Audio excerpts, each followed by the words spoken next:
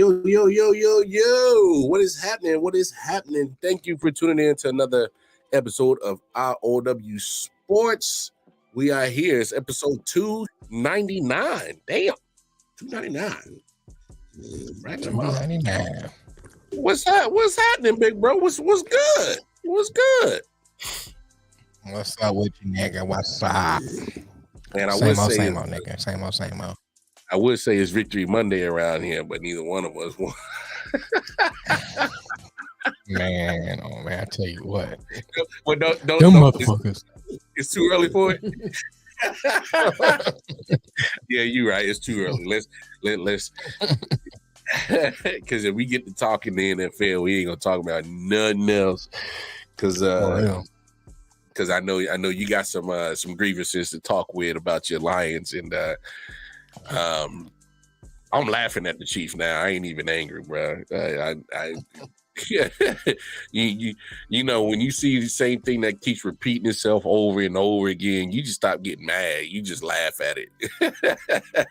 You just gotta laugh at it. You know, it keeps you from knocking people out.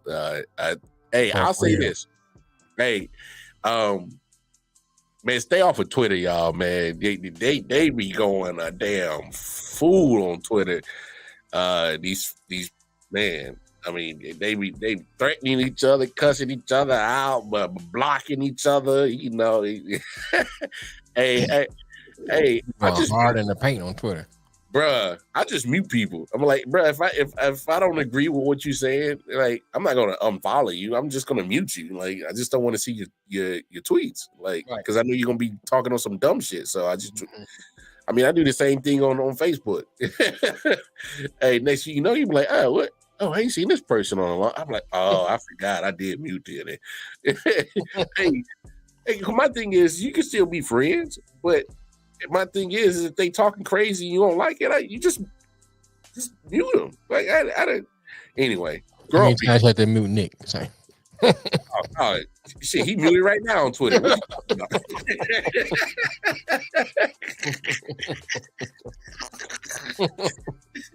That's my dog, but man, I ain't trying to hear you talking about your old trash ass Jets. All this mute. Shit. And them motherfuckers had the nerve to win. The nerve of you, sons of bitches. Humiliated gall. Hey man, thank y'all for tuning in. We gotta cut up a little bit, but Detroit Man on the house. Welcome, mine. We here, I.O.W. Sports Network. Like I said, man, episode 299. My goodness, we're putting in some work over here. Speaking of the motherfucker. Yeah. Somebody said my name. It's like you the boogeyman. It's like he said your name and it's just up you appear. Like Candyman. Say it 3 times, here come the white boy. No, he literally just said your name. Here you go.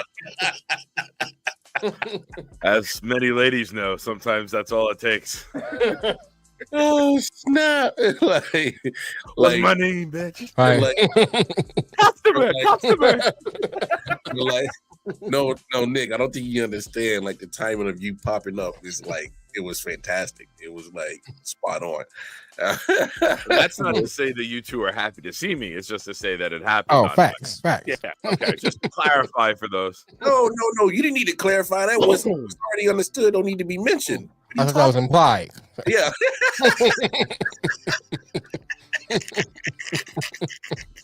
Hey, y'all have a good show. Oh man, but no, man. Hey, man, 299, man. That's something big. That's something great. I can't wait till we do 300 on Thursday. I know Mel gonna be flying in Detroit, so he'll be unavailable, but still he'll be there in spirit. We'll sprinkle. I'm out Thursday. Thursday, Sophia's birthday. I'm heading over there. Just a heads up ahead of time if you got to get somebody to team up with you. Well, hell, I can't. Never mind. I was gonna say something real. I was like, fine. I'll find somebody to stand 10 toes down with me and opioid free on Thursday. So, hey, I gave a shot. Where you gonna find this person at? Hey, what kind of world do you think we live in? AR is imaginary land. Better lower your fucking standards real quick, pal. Yeah, I gotta find less scumbags than the two I already work with. There you go. It is hard. That is hard. That's goes on. Yeah. Joke's on you. We are upper echelon company. Right. We are top-notch scumbags, sir. Yeah. Heads, upper echelon shitheads. No, we are high-end debauchereurs. That's wild. We're celebrating being pieces of shit around here now, I guess. Okay. Oh, speaking of Patrick Mahomes. What? Oh, man. Here we go. He went from the most likable guy in the league to a villain yesterday, bro. That was embarrassing. Hey, wait, hold on. So it's okay for Tom Brady. We call it passion. We call it this guy is so emotional. Oh no, Tom Brady was a piece of shit too. This is the second coming. That's the transformation. You don't even say good game, stay healthy, see you down the road to Josh Allen. That was no. Hold on. Let's be fair. Those microphones picked up a certain piece of that conversation. They was having a conversation with Josh Allen. And I'm pretty sure they hugged it out and said, hey, good game. And then what the mic picked up was Josh Allen said, hey, man, what kind of call was that? That's exactly where the microphones picked it up. They said, Josh Allen came out of his mouth and said, man, what kind of call was that? And then they heard Mahomes what he said. So right. I didn't get that. I didn't get that clip. Yeah. So, I mean, I didn't see it, so enlighten me. Like we just gotta be all right. Well, since we there, we might as well talk about football first up. I figured that's the lead after yesterday. Well, I mean, that was my Lamar segue. So here's my thing, guys. So let's have this conversation. So what kind of fans worry at the Super Bowl when we say, hey man, let the guys play? You don't make that call at that point in time in the game. What kind of fans worry? Were we, hey man, let them play, you know? You can't make that call in that moment of the game. If what I'm saying is if we're those type of fans that is at the Super Bowl and saying, "Hey, man, you can't as a ref stay out the way. You can't make that call at that point in time of the Super Bowl. It's a very crucial call at that point in the game." If we're those type of fans, have that same energy now. Well, I'll speak on behalf of myself and Jamel. If you're talking about fans of a team in the Super Bowl, we have nothing to say on this topic. Next. All right. On to the NHL, I guess. Super Bowl? What's that? That's what I have with cereal. I have a Super Bowl. Shit. I don't think the clock should ever dictate how the games are officiated. The NBA does that, and it bothers the hell out of a lot of people. It's one of the many reasons I got off the NBA game is because the clock dictates how tight it's going to be officiated. That what you saw, and the perfect thing to look at was last night in the Dallas Philly game. They went for the tush push, and the guard's hand was down halfway through the ball, and they called it. Tony was head, shoulders, foot past the ball. It had to be called. It was that bad. And a story just came out from NFL with Andy Reid today saying Tony never checked with the line judge. We got to be better with lining up. So that came out just a little while ago. I don't know if you caught that yet. No, I've already seen that. Well, and the only reason why I bring that up is because we're talking about an offsides to the on the offense that rarely gets called. Like rarely. That was bad. You have to admit that. He was past the ball. I'm not disagreeing with that, Nick. All right. I didn't know if you were navigating the waters. We already had this conversation yesterday. I'm not sticking up for the Chiefs or anything. Offsides is offsides. What I'm saying is in the same situation as the Super Bowl, holding is holding. It regardless of when it happens in the moment of the game. If it's a penalty, it's called. It should get called. I'm saying the same thing now. It was offsides. It was offsides. It should get called. It's just that in the moment of the Super Bowl, people are saying, "Hey, you can't make that call. You got to let the players play. You got to let them play. You can't make that call. That's a bad call. Now you're calling. Now you're having affecting the outcome of the game at that point in time. So what I'm saying is if people are having that same attitude with the call that went against the Eagles in the Super Bowl, it didn't have that same energy when it goes against the Chiefs in that call. That's all I'm saying. Look, offsides is offsides. The dude was he had one foot in Kansas, he had the other foot in Missouri. He's on the defensive line. He gets so far off. He can rushing himself. So he was like Dorothy. He's like, I don't think we're in Kansas anymore. For real. I won't apologize for Kadarius Toney or try to come up with a apology. You be apologizing all season. No, I ain't been apologizing. Trust me, I've been the most critical. I'm saying if you're gonna apologize for, I'm saying not you in general. I'm saying if you're gonna apologize for Toney, you have to apologize the whole season because he's been messing up a lot all season. Well, first of all, I ain't got the time of day for none of that. Apologize from them sorry jokers all season. I ain't got the time for it. But so what you were saying, I would say two things kind of comes to mind. First is if you on that time where you saying about the calls and stuff, I can follow you along that line of reasoning. But when it's egregious, I don't care what happens, you have to call that. Yeah. You know what I'm saying? You have to call it. No matter what your line of thinking. So okay, you can't let the calls dictate the outcome. I can follow you on that, but when it's egregious, you have to call it. There's no, you know what I'm saying? You have to. That's what I'm saying. This is just it's not a judgment call. It's not like and I'm not coming at you or the Chiefs with this. The end of the Jet-Chief game, there was a questionable pass interference on Sauce Gardner. The ref threw the flag after he saw that the Jets intercepted it. Right. This is thrown immediately at the line. There's no the ball was even in the air to Kelsey, and Nance says there's a flag down back at the line of scrimmage. So it's not like it changed the game when they called it like a block in the back or something. You know what I'm saying, Lamar? It's right away at the line. Like, you never even looked this way. The side just threw it immediately.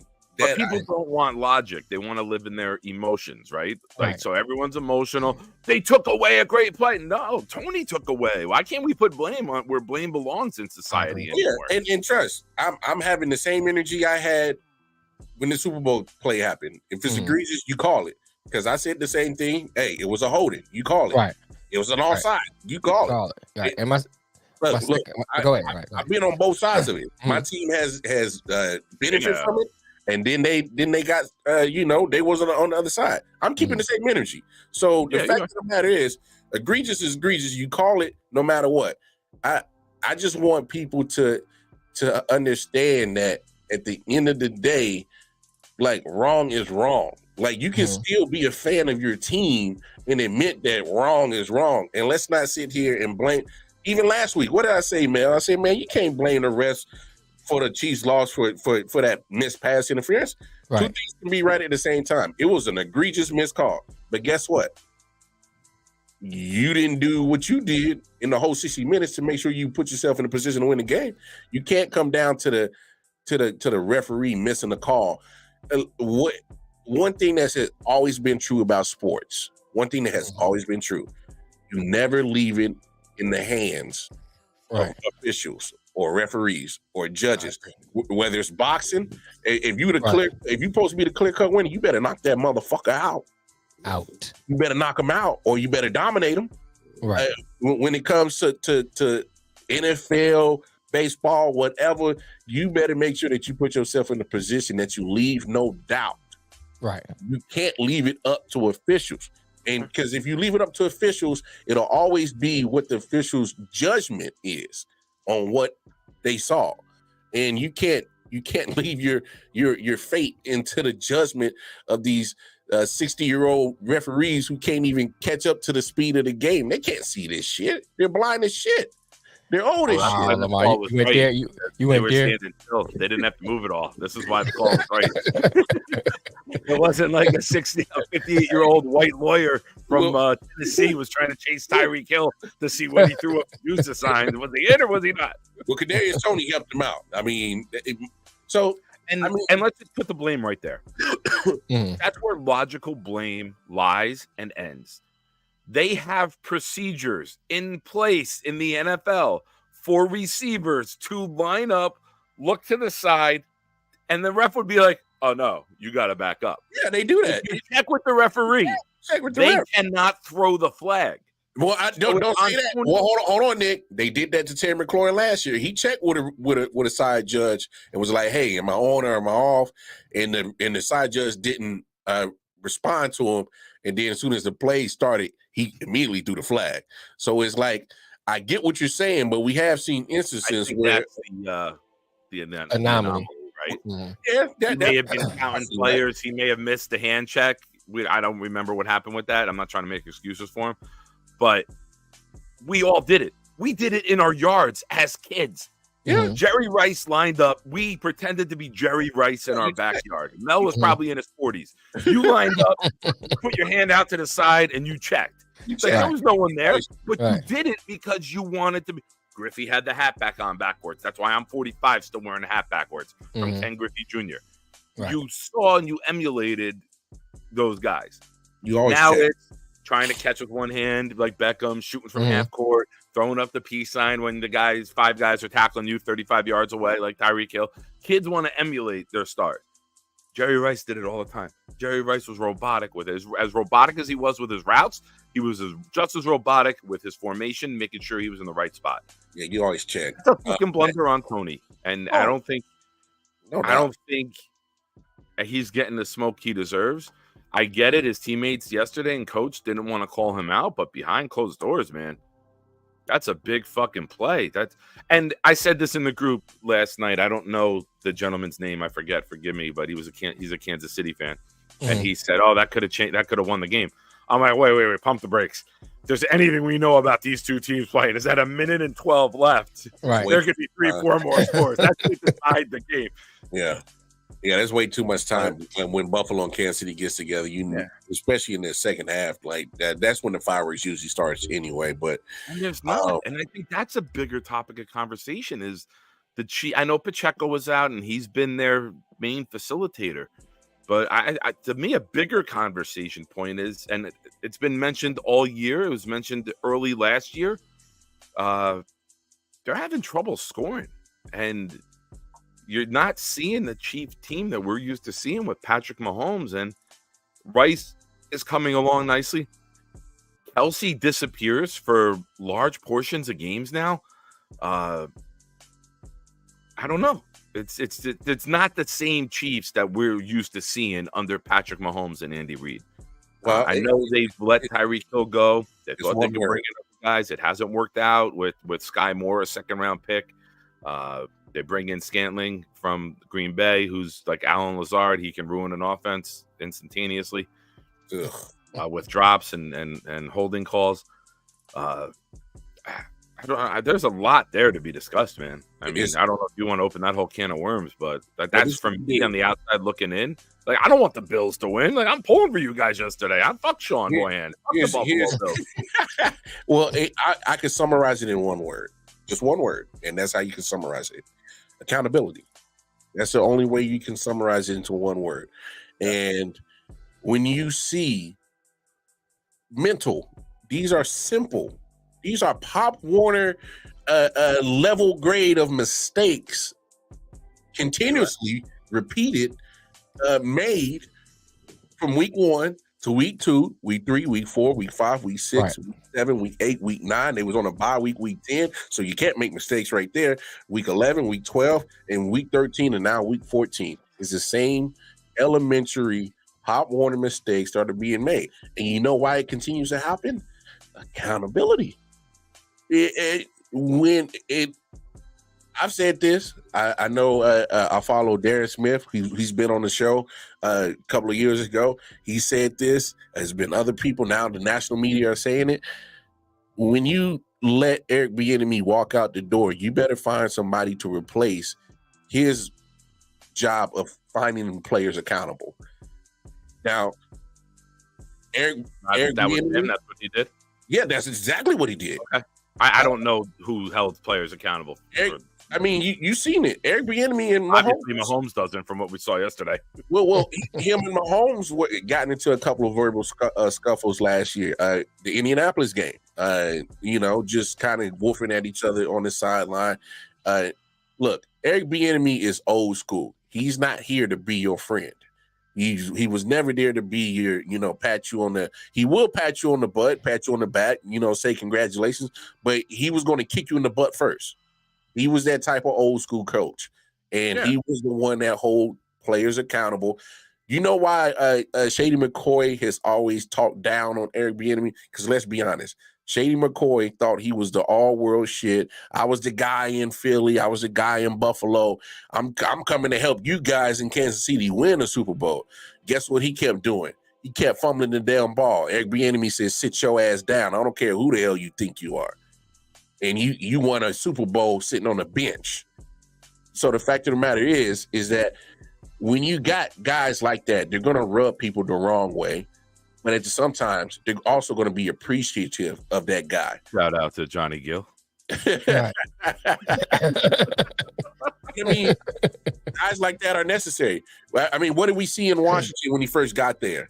All the players were complaining, Eric Bieniemy's so hard. He's this, he's that.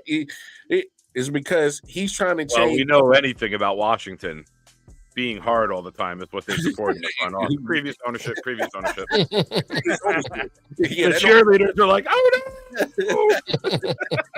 no. Well, technically, Magic Johnson is part of this new the new ownership, so it's still might. So he gonna have bent over the conference table. He did after the first game, like it was an NBA game, like, the effort we displayed today is not worthy. And they shut that shit down real quick. Shut up.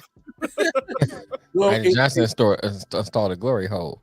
Well, he's from the NBA world, which is every game is a new drama, and that's what he was trying to. And then they were like, cut those post-game tweets out, bro.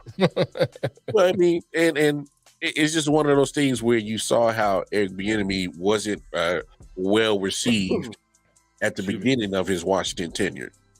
Because he comes from five years of consistent winning, and he's trying to change 20 years of consistent losing. So there's going to be some pushback. So Eric Bieniemy is one of those type of people, and I'm not saying, hey, me personally, I would have loved if we would have kept Eric Bieniemy. But the fact of the matter is if you move on, you got to find somebody that's going to be able to take that role of the accountability position to hold these people accountable, because you can't. Doesn't that fall on Andy though? Of course it does. Doesn't that fall on Andy? Of course it does. You're not wrong. You're 100% right. You can't keep his son. I love Andy. I love Andy. I've said Andy to me. I mean, Mel, you said it. You said it. Look, he can't keep his sons accountable. How you gonna keep a team accountable? And I spend more time with the team. Maybe that's how. Yeah, but as much as Chiefs fans want to not hear what Mel just said, it's the truth. I mean, he didn't really hold him accountable for the stuff he did. It was kind of like, I mean, he's saying the exact words, but kind of like boys will be boys type thing. It's what it is. Oh, yeah. Boom, boom. They were making those drinks strong that night. No, right. That's not what you said. Right. Those yeah. Hey, and guess what? You shouldn't have had her ass out, that kind of thing. But what I'm saying is you're speaking reality though, Mel. People don't want to hear it. The fact of the matter is Andy Reid's family has been in the headlines for the wrong reasons. For real. Yeah. And fact of the matter is you can't be surprised and correlated to the reason why your team is undisciplined. Mm-hmm. So it's people want to, they might want to come up here and bash you for what you said. Hey, the truth hurts. Fact is, that won't be the first time. Yeah, but I mean, all I'm saying is you can't be mad at the truth. I agree. The precedent has been set on accountability and how Andy Reid has. And I'll say this too, Lamar too. When Bieniemy was there, he had a formula in place. All right, you be the accountability person. I'm gonna do the coaching part, and it worked. So, like you said earlier, and I don't have a problem with that to a degree. You know what I'm saying? Because this might not be in you to do it, but you are a good coach. So when he gone, you bring somebody in to replace that. Yeah, that was part of your success. Successful formula. So you continue doing that, and I think that's the issue. Oh, big time. Hey, yeah. Let me add this nugget to that. Yeah, go ahead. Is that 20 piece? Sometimes in any relationship, in any aspect of life, you don't know what you really have until it's gone. That's true. There are certain characteristics and assets that somebody brings to the table that you just take for granted, and then afterwards you're like, oh shit. Oh, I did like that meal on the table 10 minutes after I got home. Maybe not right when I got in the door from work, but man, 10 minutes later was good. Now I'm waiting 2 hours. It's like little things that you take for granted that you don't appreciate until you are without. Yeah. Right. I'm gonna say this. That was actually a great take. Because it was Nick, I would not agree with it. At least you're consistent. But I mean, to even further, I mean, my mom, she let my dad do the disciplinarian. He was the disciplinarian of the house, and that was his role. Right. So it's like, there was many a times, wait till your dad get home. I'll let him deal with you. And if you got to assign a certain role, so be it. But you need to make sure that somebody's filling that role. Right. It's now week 14, and you're still making the same bonehead, stupid ass mistakes in week 1. There's no accountability. You got to have that characteristic in you, Lamar. That's just not something you can do, or else it's disingenuous. Some people are able to be that guy. Like you said, the enemy old school. Nagy seems like a weirdo. No. Nagy wants to be friends with Mahomes and all that. That's weird. That's weird. So it's I get it, man. It is when you miss things like that, but like you said, it all falls on Andy. That's gonna be it's on him. So look, do I agree with Mahomes whining like a little bitch last night? I don't agree with it, but guess what? At least somebody's showing some damn passion around this motherfucker. Thank you for at least showing passion, but damn it, let's make sure we hold that towards your teammates, because they've been the ones that's been costing you. Because look at his stats; he's still up there with some of the top quarterbacks in the league. Just imagine where he would be if your people stop being offsides, stop dropping footballs, lining up in the right formation, checking with the refs that they lined up right. His numbers, little things. That's exactly what it is. Right. That's not a drop pass. That's not running the wrong route. That's something that you do on every play, whether it's run or pass. And that's just a mental lapse. Maybe this motherfucker got too excited. This play was coming for him and couldn't believe they were calling a play for him in clutch time. Because it looked like it was a set-up play, right? That looked like a design play. No. That was not, trust me, that was nowhere close to it. Really? Because the way Tony just stood there the whole time, normally you make your way towards the receiver in case there's a fumble on a hit. You're in position. Right. You got to push the pile. I mean, then fuck Tony again for just being a lazy shit standing still. What I think it was just, like you said, Tony was kind of trailing the play just to make sure nothing crazy happened. But that was more on, because I seen Tony, Travis Kelce, do that pass back multiple times, just because he's like, I can't get no more yardage. Let you go ahead and get more. So he's done that just out of instinct. Now, but great play. It's just it don't count. So got to move on. Enough about the Chiefs. They are shooting. They are literally cheddar bobs, shooting themselves. Cheddar bobs. Yeah, they the Plaxico Bursts of the NFL. Wow. Respect to Cheddar Bob. We're not going to shit talk Cheddar Bob on this show. All right. He shot himself.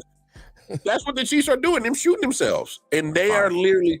Look, I'm telling you, he inspired B Rabbit in the final rap. So let him do whatever he had to do, bro. Everyone's got a role to play in life. Okay, some people are inspirational. Plaxico Birds, I help you out. Okay, we got Plaxico Birds. Hey, he went to Michigan State, so I don't care. Plaxico Birds. Hey, fact of the matter is, if any wide receiver from the Chiefs ever pulled up on you in the street with a gun, you are 100% safe. You're shoot themselves first. Yeah, they're shooting themselves first. Now I'm going to say my joke that you said last night. Everyone would be safe because how they're going to pull a gun out? We ain't got no hands. Well, technically, we are in danger because they're probably going to drop it, so we are in danger. So a misfire can happen, and you never know where that bullet can go. So trust me, I know. That's how these kids got here.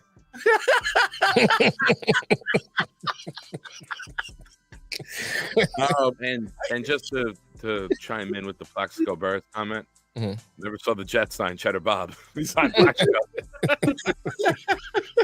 Well, speaking of your Jets, you're the only guy that gets to celebrate Victory Monday today. I meant to ask you, man, like how if I'm Zach Wilson, do I even want to come back to the franchise next year? It's like 12 or 13 million guaranteed. What's up, bro? He's on the contract. Yeah. I look at it this way. What's good, Tony? I'm a huge fan of the kid. You guys know this. I'm a huge fan of his. I'm a huge fan of how he's grown and developed from shit he would say to where he's at now. Let's not forget that Zach Wilson was never supposed to take a snap besides for garbage time, taking a knee or handing it off to the third string running back when we were up, like in a game yesterday, 30-6. He would have came in late in the game. He got so much taken away from him when Aaron Rodgers got hurt. He was supposed to be in the meetings every week and learning how to dissect defenses and how to learn the offense and how to attack and how to decoy and how to set up a route with another route. He was supposed to learn all this shit. That got taken away from him. Coincidence that he plays his best game of his career 2 weeks after Rodgers gets back to the building? I don't think so. You know, now you go out, you got Miami Sunday in Miami. Your defense is on fire. I know Tank Dell was missing yesterday. I'm shocked at what that defense did to that offense. I mean, nobody did anything in the first half because the rain was so heavy. It was 0-0 at halftime. But, you know, I'm tweeting at Rich Cimini, who's a Jets beat writer. He loves the first time this has happened since. First time this has happened since. Good or bad. Mostly bad because we're the Jets. But I tweeted at him. I was like, when was the last time we scored on 2 consecutive drives? I go, I need a Rich Cimini tweet. It was, when was the last time we scored 27? It was 27 points at the time, 27 and a half. You know, we scored 30 points and a half. We haven't scored 30 points in the last 2.5 games combined. Yeah. So, you know, to see 30 points in one half of football is shocking. I hope Hackett and Zach figured something out together. There was some stuff this week where Zach went to the players and had a players meeting after all the alleged drama that came out last week by Diana Blowjob Rossini. And basically DJ Reed summarized it. He's like, I'm just gonna go out there, I'm gonna play for you guys. What are they gonna do, bench me again? Like, he's basically saying, I know I'm done here, let me just go fucking ball, let me just rip the ball without worrying about check it down. I mean, he checked it to Brees a lot, but he did it quick where Brees was able to make plays in the passing game. It's almost as if the quarterback and the offensive coordinator got together, had a meeting and said, oh, we have Brees Hall and Garrett Wilson. Let's get them the ball 10 times in a game. And you see what happens. I mean, Zach made some great throws. He was on time with a lot. He got sacked 5 times, but no turnovers. You know, he had the 1 fumble, but no interceptions. And fuck it, man. Just fuck it. Throw caution to the wind. You know, it's been 31, 32 starts. You know, I've always been a big believer that it takes 24 starts, which was a year and a half of starts when it was 16 games. Sometimes, you know, when you go from BYU and you don't play anybody that COVID year worth of note, maybe your adjustment to the NFL, reading the defenses and having Aaron Rodgers in the building with you helps a little bit. Maybe who knows? We catch lightning in a bottle and the kid becomes something. What's the worst case scenario? Someone offers a trade pick for him? All right, I think the Jets would trade him in a heartbeat. But if not, I have no issue with Zach coming back next year, sitting behind Rodgers and getting the full year behind Rodgers. So it's gonna be interesting. I love the kid though, man. I love the kid. I wish the kid nothing. If he goes anywhere but New England, I wish him all the success in the world. I'll go there. Honest to God. I think the kid, I don't know him in his personal life, but the amount of shit that's been said about him by fans, by media, by teammates, for this fucking guy to still get up there and then play a game like that, that's a compliment to who he is as a person, and that far outweighs what you are as a quarterback, because that shit'll last with you forever. So, coffee, cheers to Zach. No doubt. I just thought Zach was never put in a situation to succeed, and I thought it would. The criticism wasn't always 100% right or correct about him. Did he make mistakes? Sure, but imagine being stuck in a situation where literally nothing is in your favor to succeed, and when you got to overcome hurdles to even get to a point to succeed, you can't be 100% in the blame for everything that goes wrong. I like Robert Saleh, but I don't think he had 100% faith and trust in him. I don't think he showed it on a consistent basis that he cared or had the faith and trust in him. Maybe he could have put a little bit more. I'm going to read it. Yeah. It's Alan and Kelsey. I saw that. Yeah, I seen it. And Alan says, "Bro, you need to keep your woman in line." Kelsey says, "What? Taylor's fine." Alan goes, "Not her, Patrick." Yeah, I saw that. I just saw that. I just commented, "I hate when I like you, Sean." But I mean, almost certain situations, when your quarterback they're gonna get all the blame when shit goes bad, and they're gonna get all the praise when shit goes right. And that's just some of the name of the game. But as fans, we just, like we said earlier, just be realistic on the criticism and things to make sure that it aligns with reality. Man, Mel, come on, man. What happened yesterday, man? Chicago came in, made y'all look very previous 2023 Detroit Lions. What the hell happened, man? Same thing. Chicago played them the first time. They went back and watched tape, made adjustments. The Lions went back and watched tape and did the same thing. And that was different. They didn't change anything.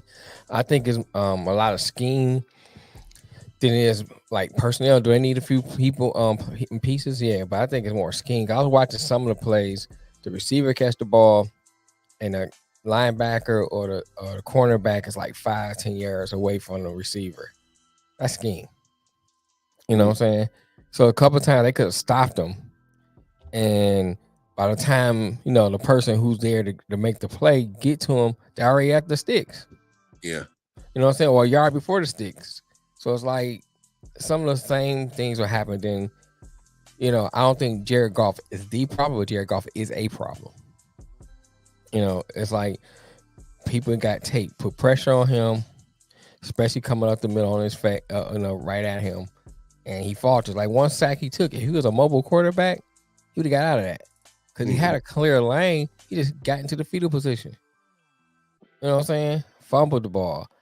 There was some drop passes. It was just like so many different little things. I was like, come on, man. The Bears gave him every opportunity to win the game. They just didn't do it. They just didn't capitalize on it. And then they gave the Bears plenty of opportunity to take the game from them. Now, it's not taken away from the Bears. I think they played they played a good game. But there's a couple of times they had Justin Fields stopped in the backfield and they just reaching for him instead of like making a tackle.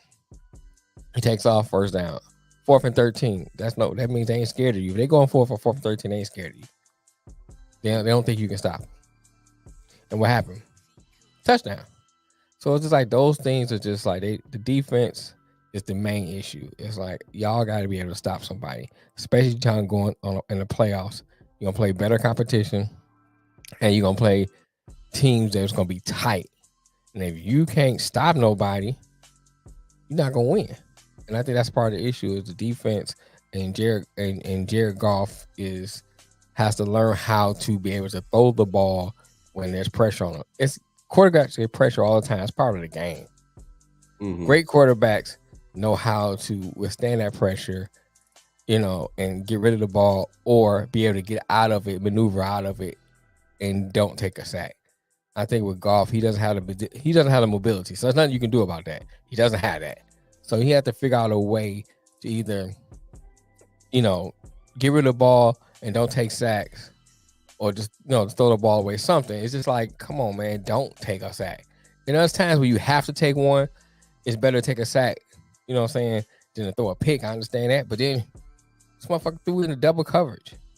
It's like when Sam Laporta was starting to get off, the Bears are okay, we're just gonna double him. And then what Goff do? Throw a double coverage to Sam Laporta, throw a pick. So it's things like that they need to clean up. Let me ask you something about the Lions. Okay.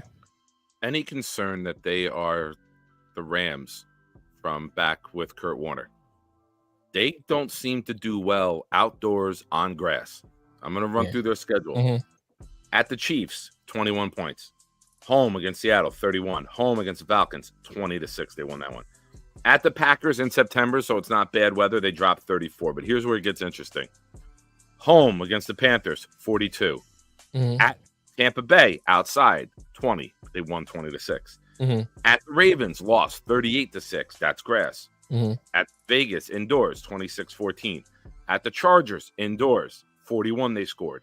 Bears at home, 31. Packers at home, lost, 22. At the Saints, dome, 33.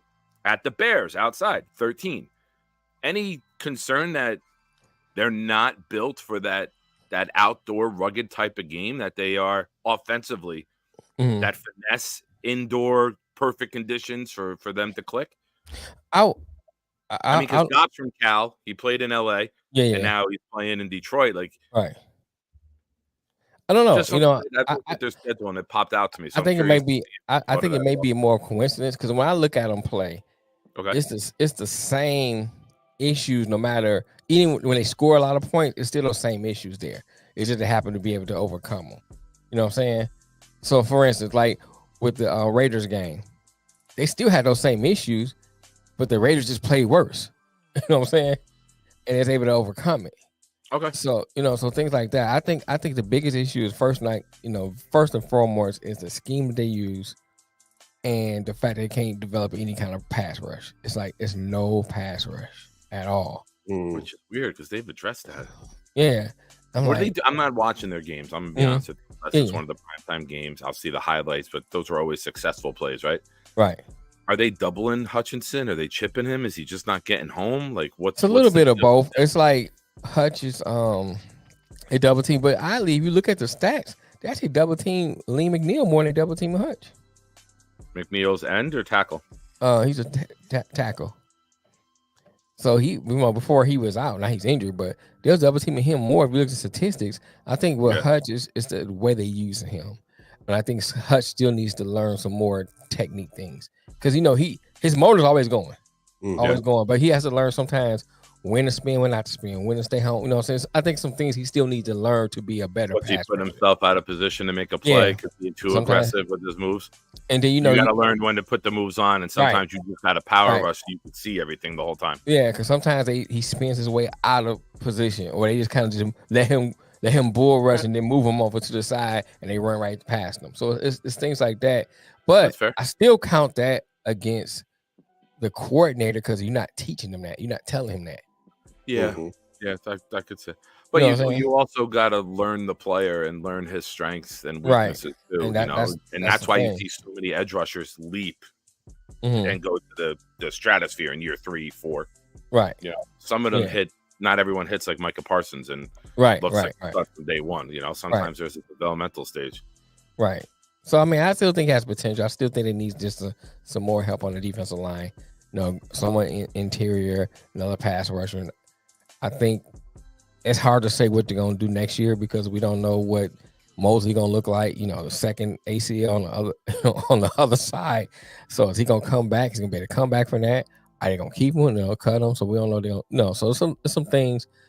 I just think they just need to address the coordinator issue and then address a few pieces on defense. There's no way to keep Aaron Glenn, bro. I don't see it, bro. There's no way to keep Aaron Glenn. Because there is a way. Go ahead. Ownership and GMs are so fascinated with hiring that next young offensive mind as their head coach that defensive coaches, like the Jets with Ulbrich, I'm hoping there's a frenzy of offensive coaches. I don't want to lose Ulbrich. Right. What's up, man? So I'm with you. I'm hoping my D coordinator doesn't get picked as a head coach because of everybody wants the next young Sean McVay, everyone wants that young offensive genius to bring in the room, and I'm hoping that just dwindles it down to 6 offensive coordinators getting picked up as head coaches and only 1 defensive coordinator. Hopefully, Aaron Glenn, former Jet, God bless him. Hope he gets it. Yeah, I don't. Aaron Glenn is it. The only reason why I say that is because you see too much up and down with this defense, especially over the last 2 years. So they started pretty poorly at the beginning of the season. Then back in the season, they took off. Now this year they started hot. Now they cooling off at the wrong time. Right. So it's kind of like, give me. I need that consistency. I need that, that easy flow. Yeah, I agree. I just think they need to do some moves. I don't know why, and the part is too, like the first year with Brad Holmes, I can say, hey, I understand you trying to get the money right, blah blah blah. I can flow with some of the moves he made. This year, trade deadline came in. They didn't really make no major moves. Then they choose what's her name? I forgot my man. They chose 3rd round. He's not even playing. Even a tackle, he's not even playing. How you choose a project player in a 3rd round that's not playing? Broderick Martin. Yeah, he's not even playing. So some of those moves too is kind of head scratchers. Like, yeah, if he hits, it'd be great. He's a big guy. You know what I'm saying? He's kind of athletic, but he played at like Western Kentucky somewhere. So he's gonna take some development. You know, I mean, which is fine. I have no problem with that. If you got to go 5th or 6th round, yeah, but you're not saying you're not playing the premier competition, so it's gonna be a learning curve to that. You get a player like that, 5th round, 6th round, possibly 7.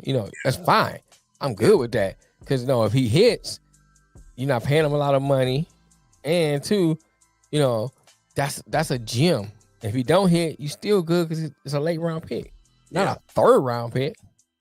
Yeah, I feel you. What else happened in the NFL world? So, can we talk about 3-0 Vikings and Raiders? What the hell was that? What is there to talk about? That was just horrible, man. You see the little ticker at the bottom. I'm like, second quarter 0-0, 3rd quarter 0-0. So I'm like looking at it again. I'm like, wait a minute, is that right? Ain't nothing to talk about. That was then the 4th quarter came. I'm looking like that can't be right. So Thank God Zach Wilson went God mode, or else I would have been in the same boat with that discussion in the second half. Bruh, I went to my phone on my feed to double check. I said, wait, that's wrong. I'm going on my. No, did the stadium collapse? Why is it 0-0 at 3:30? Yeah, I'm looking like, what the hell's going on? They lose signal that bitch. That was horrible, man. That was trash, horrible. Bro. That was absolutely bad. Good. Fuck them. Let somebody else suffer on offense. I've had a fucking do it enough this year. What else happened? The Eagles and Cowboys game. Yeah, that's what I was getting at. So how are we feeling about the Cowboys right now? I'll be honest.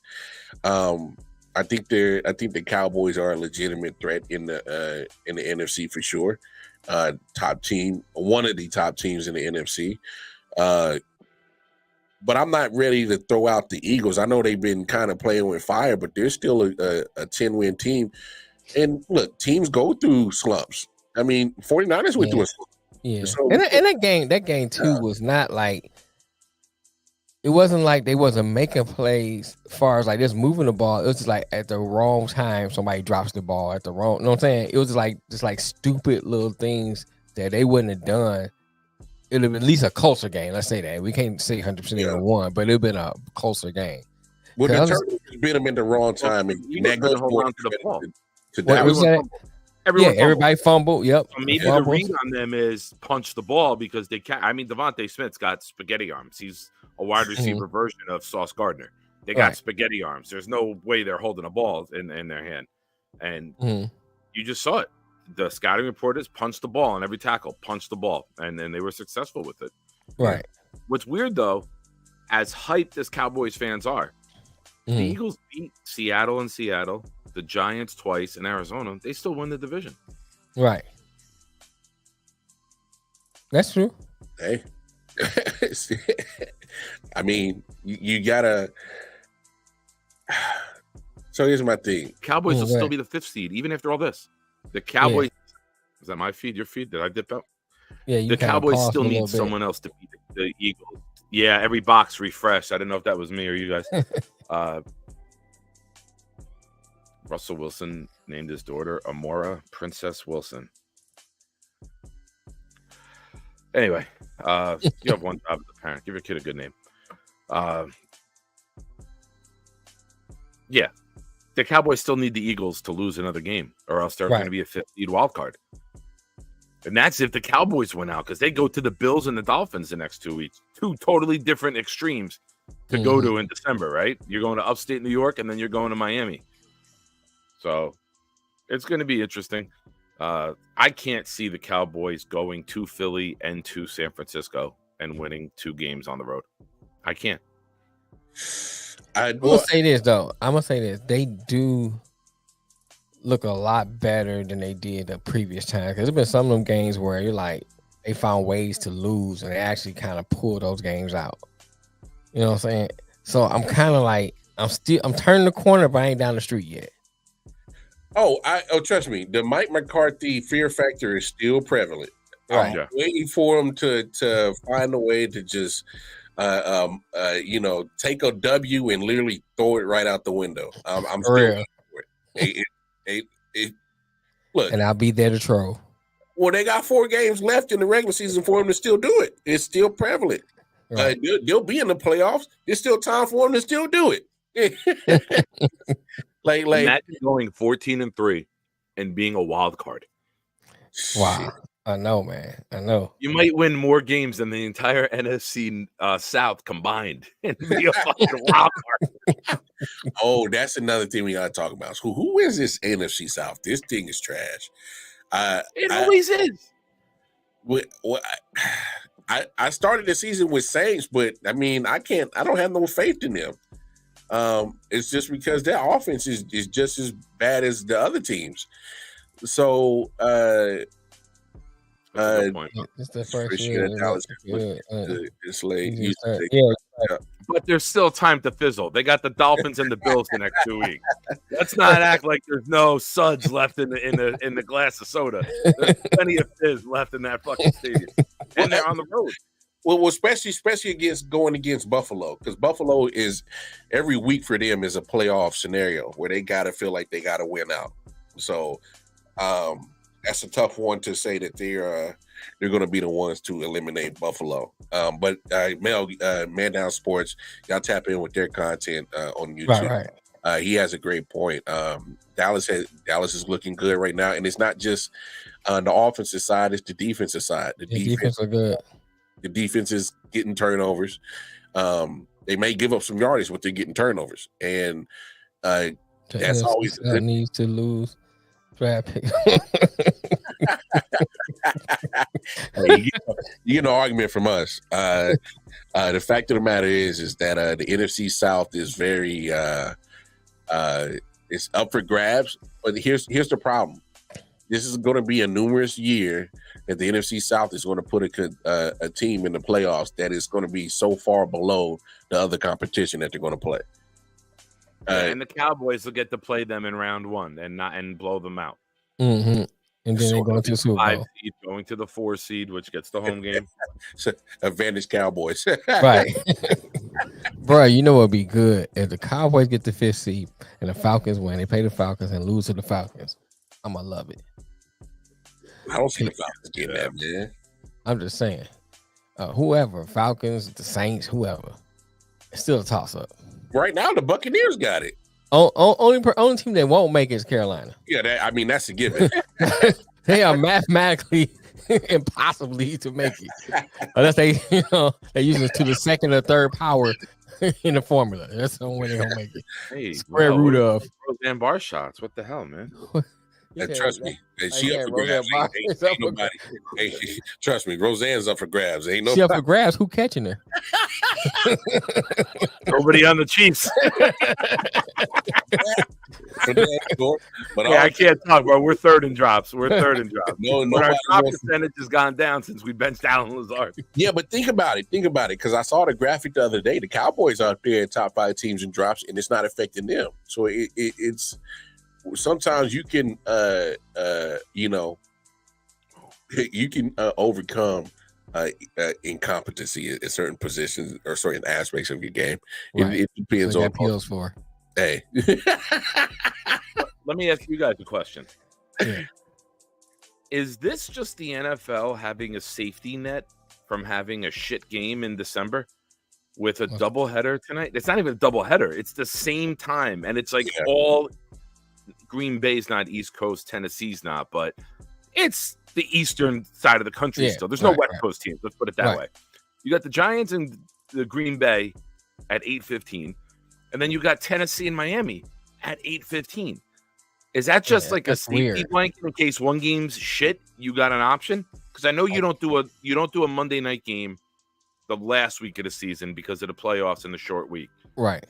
So is this just ESPN getting their extra game and they decided to do it at the same time? Yeah. Because normally they tier these, right? They'll do 7:30 East Coast, 9:30 West Coast, and then you got football for 5 straight hours on a Monday if you're on the East Coast or anywhere. Hey, to be honest, I don't even know what the strategy was, but damn it, you gave us 2 matchups that are not pleasant. yeah, you're gonna do that. At least give us a good matchup. None of these matchups are pleasant. Unless you from them particular cities or states. That's it. Because Tennessee, they can only hope and pray that they can hang in there and not get 70 hung on them. Miami, I mean, we know what Miami does. They like to beat up on teams below 500. Oh, Tennessee, you're a team below 500? Yeah, don't look good for you tonight. And then I know the Packers and the Giants aren't too far apart from each other, but the Packers have got a little momentum going. They got on a couple, I think it's like a 3-game winning streak or something like that. The Giants, they're not necessarily playing for, believe it or not, they're not mathematically eliminated. But you know, the whole Tony there are 60,000 people in the parking lot having chicken going crazy. Right. They're going crazy for Tony Cutlets. The other 10,000 are rooting for Green Bay, and the other 10,000 are vegans. Oh, dude! I just got a tweet from Connor Hughes. The DeVito family is there, and they're cutting up chicken cutlets at the tailgate. That just popped in after my joke. Wow. No, I mean. Tommy DeVito is a good little, feel-good story for the Giants right now. I mean, we see how their season is going, but you're not really giving us nothing to go crazy about on 2 games. At all. So, I'll probably be watching WWE. I don't know. Who knows? I don't even know what to watch tonight. I'm watching the reruns of the Brady Bunch. Damn. Pork chops and applesauce. Damn. My nose. Damn, the NFL got you down that bad that you rather watch reruns of the Brady Bunch? The reruns of the Brady Bunch, bro. Damn. Why not? New England Patriots fans could be watching reruns of Brady for decades too. Let's go. Yeah. Oh yeah, they are. But hey, pretty much. When we used to be this good.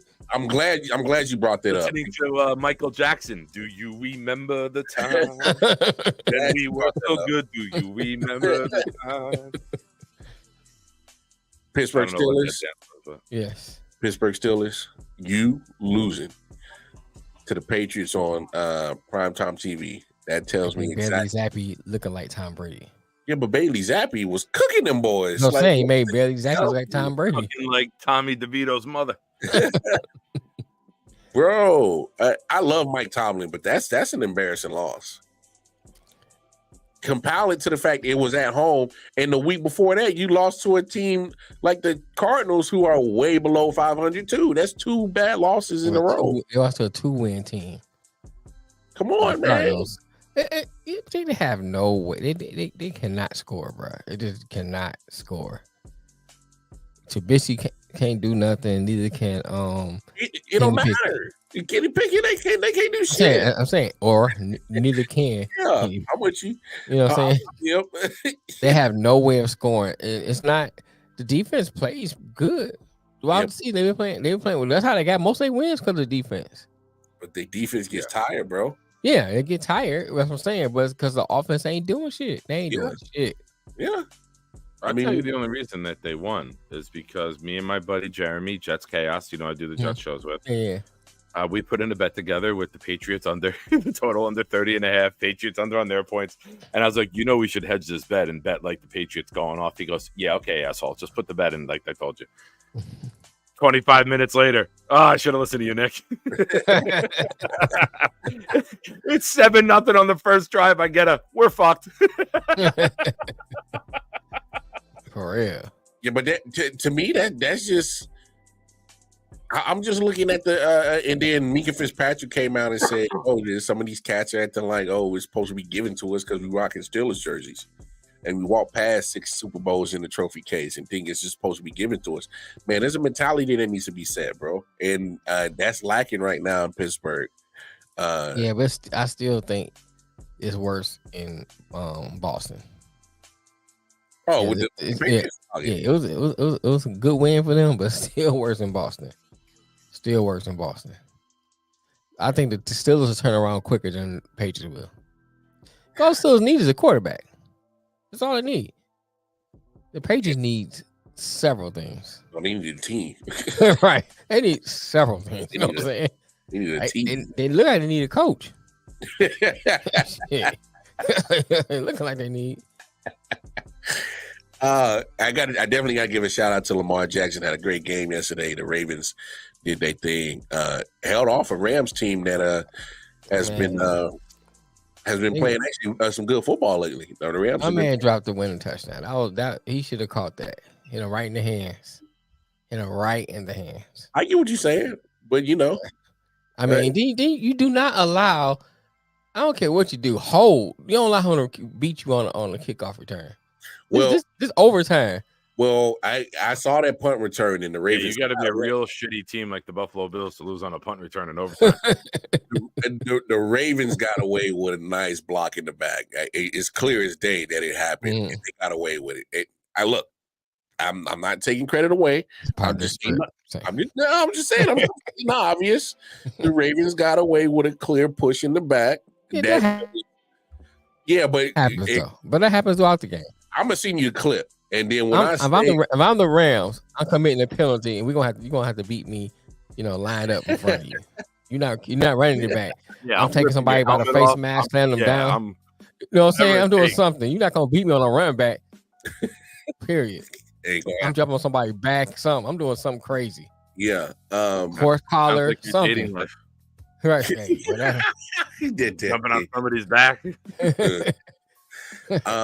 What about Joe Flacco and Jake Browning? You got two guys that are stepping in as backups and doing their thing. I think it's impressive what Browning and Flacco are doing, especially yesterday. Browning now 2 wins in a row.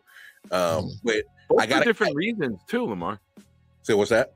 Both for different reasons. Like, yes, you see Cleveland's offensive line is one of the best in the league, and they're giving immobile Flacco time to throw. That helps. That helps a lot. And with Cincinnati, this kid's got a little bit of mobility. He's not running around like Lamar or Russ Wilson or Murray, but he's got a little mobility to keep plays alive. Yeah, and you got all the weapons there. You got the elite weapons in Cincinnati. You got the elite line in Cleveland, and it's two different reasons I think that they're succeeding. But yeah, it's interesting. The Jets fans like, we should have got Flacco. We can't fucking block. It doesn't matter. You had Aaron Rodgers and you were Daddy Real. Healthy O line matters. You can't just dismiss Joe Flacco would have done that here. How? We can't block. Yeah. Right. Yeah. I don't care how good of a quarterback you are. Nobody is an elite quarterback on their backside. So it's an elite date.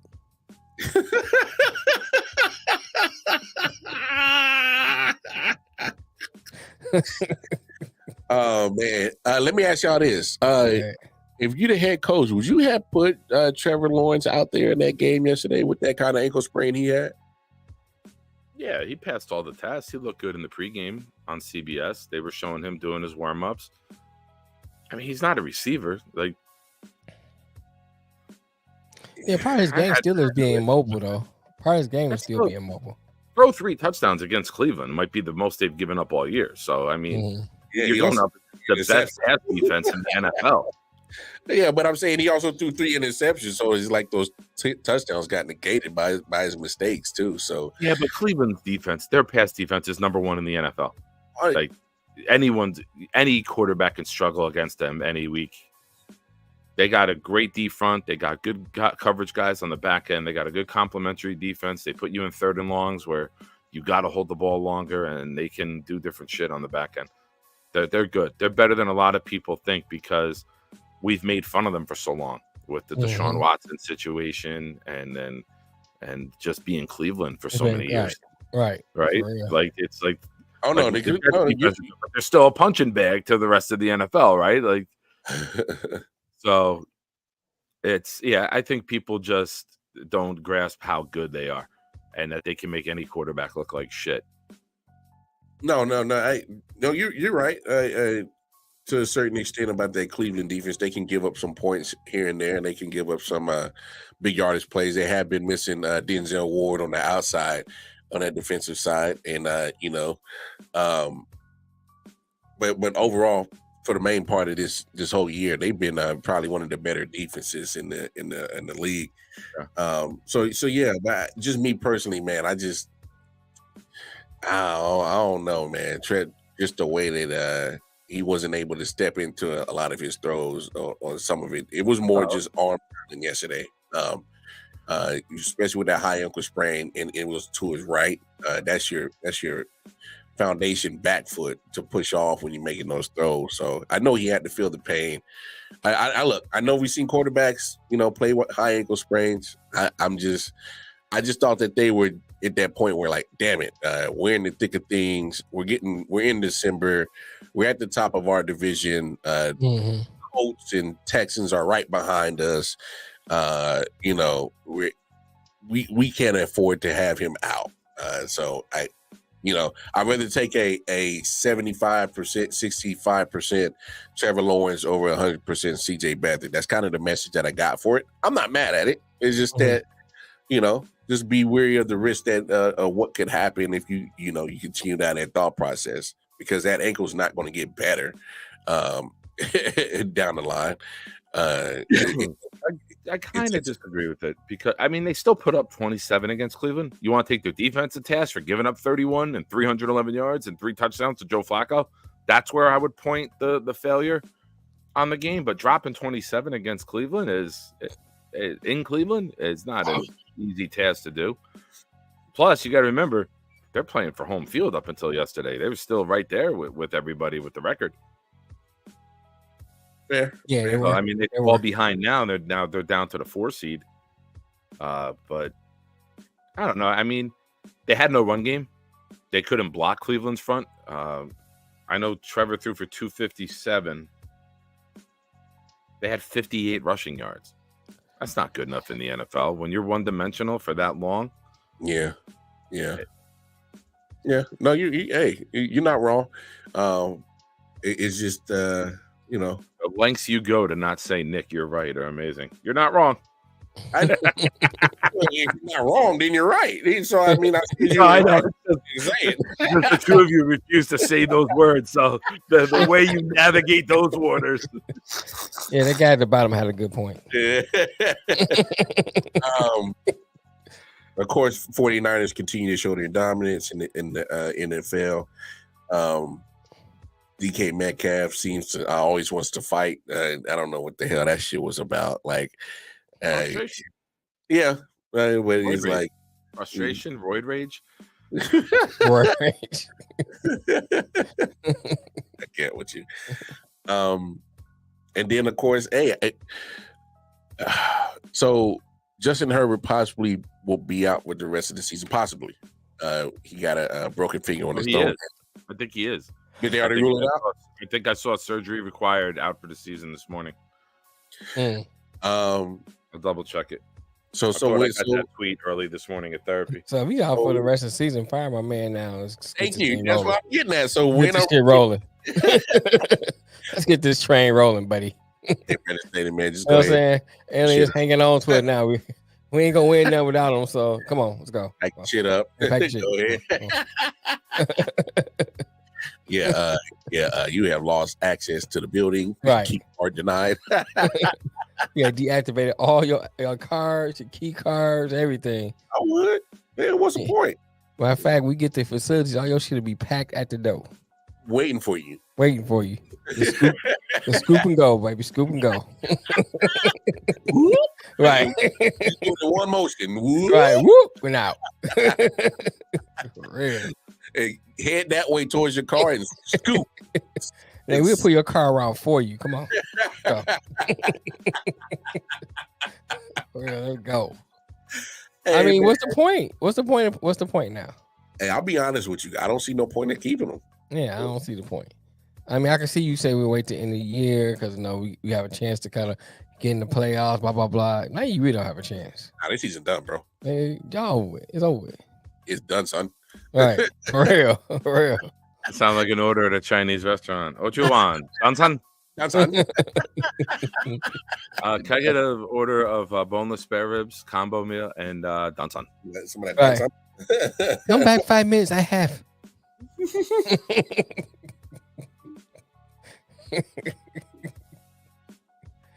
I almost just spilled water all over my mic. I hate you for that. We'll keep it in the collegiate field, but we'll still talk football. So Heisman Trophy was dropped this weekend. Was given. No. I'm just shut up. I'm reading a tweet. I'm like, you dropped it? No, the ceremony happened on Saturday. I didn't watch the ceremony, man. I just saw a thing come across. I didn't either. I didn't even know it was on.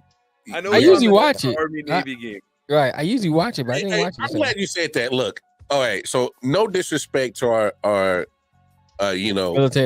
military personnel across the world, Army, Navy. Nobody want to see that shit. Thank you. I'll say it for you. Don't worry about it. Let me take the brunt of it. I'll take it for you. Nah, damn it. I'm gonna say. Nobody want to see that shit. No, I intended to say this on the show today. I salute. I salute. Take that bullshit off. But please, Army Navy is one of the most boringest football games every year. You've obviously never watched the Raiders and the Vikings play, motherfucker. Yeah.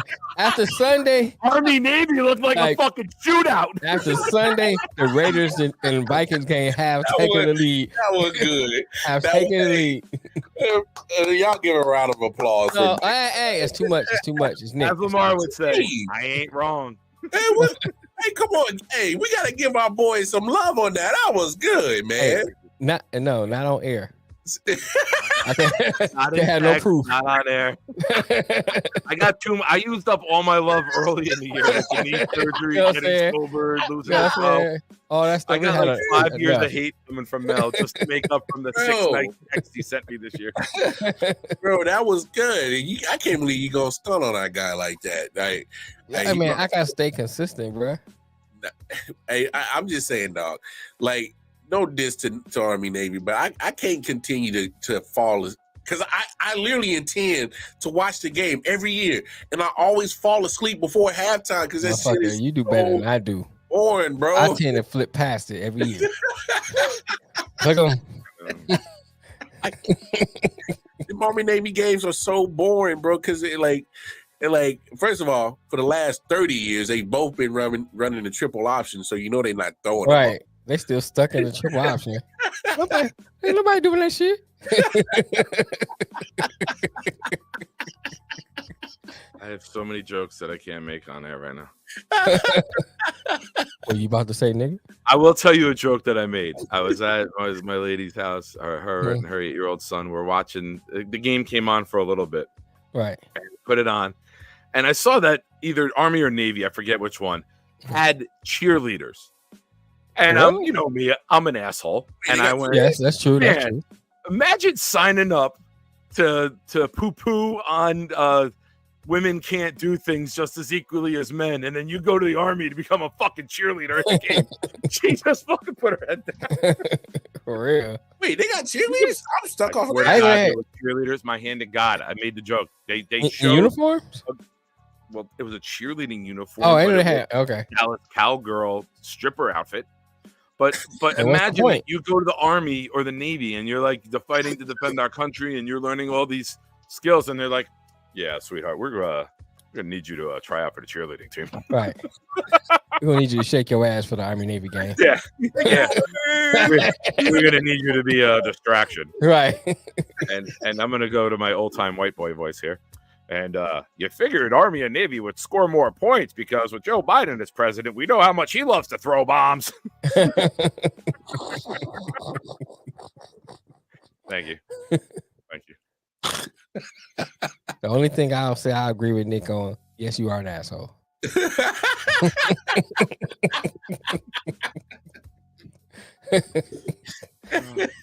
Stay consistent. Stay never change. Bro. Never change.